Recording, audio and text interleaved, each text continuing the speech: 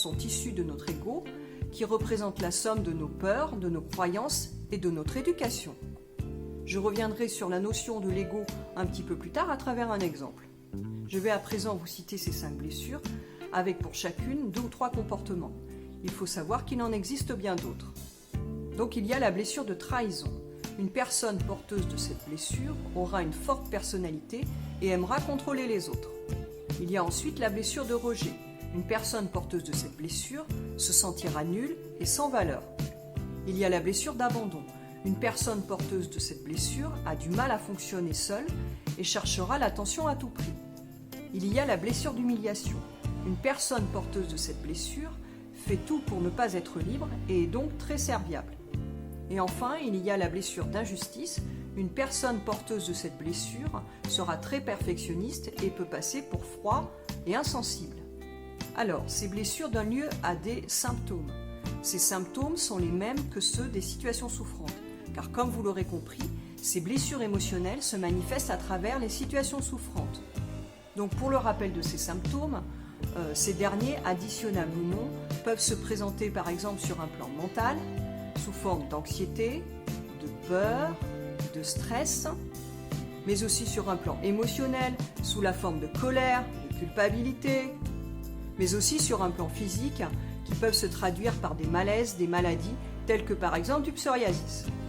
Il faut savoir aussi que pour élaborer autour de vos blessures émotionnelles, il est important de considérer vos ressentis et non l'acte qui en a été la cause. Par exemple, quelqu'un a été humiliant avec vous et vous êtes senti abandonné et rejeté. Les émotions à prendre en compte sont bien l'abandon et le rejet et non pas l'humiliation dont vous avez été victime. Il faut bien prendre conscience que nous ne vivons pas sans arrêt avec nos blessures et qu'elles présentent la particularité de se réactiver dès lors qu'un événement résonne en lien avec. Par exemple, il y a quelques années de cela, au début de notre relation, mon mari participait à des reconstitutions médiévales le week-end. Je supportais très mal son absence car celle-ci ravivait la blessure d'abandon dont je souffrais. Donc mon mal-être débutait à l'annonce de sa participation à l'événement et s'accentuait au fur et à mesure que la séparation se rapprochait. Je pleurais, je lui en voulais et je faisais vraiment tout pour qu'il n'y aille pas. Et puis une des particularités de ces blessures émotionnelles est que nous puissions porter un symptôme d'une des blessures d'un de nos proches. Par exemple, pour reprendre mon cas personnel, lors de ma recherche d'emploi, mon mari m'encourageait régulièrement à accepter des propositions et même si celles-ci ne me convenaient pas. Ce n'est qu'à travers mon travail d'analyse que j'ai compris qu'il agissait ainsi pour apaiser sa culpabilité, celle d'avoir voulu changer de poste et que nous avions dû pour cela déménager. Situation qui avait engendré mon mal-être. Le fait d'avoir mené ce projet de manière commune ne changeait en rien son état d'esprit. J'ai alors compris que je portais de manière inconsciente son sentiment et que j'avais souvent agi ainsi à l'encontre de mon intime conviction pour tenter de faire disparaître sa culpabilité. Alors, il faut savoir aussi que plusieurs théories s'affrontent sur le nombre de blessures dont nous sommes porteurs. Pour ma part, je pense que nous sommes porteurs d'une ou deux blessures majeures avec des symptômes plus ou moins conséquents. Alors, pour poursuivre, je vais mettre en lien les exemples exposés dans ma chronique sur le pourquoi avec les blessures émotionnelles. Donc, pour rappel, pour le premier exemple, une personne employait souvent l'expression « j'en ai plein le dos ». Une des questions possibles était pourquoi cette personne n'arrive pas à déléguer. Donc la question qu'on peut apporter c'est par crainte du jugement et cet état de fait est à mettre en lien avec la blessure d'injustice. Donc pour le deuxième exemple, souvenez-vous, je vous avais parlé d'un supérieur doté d'une forte personnalité.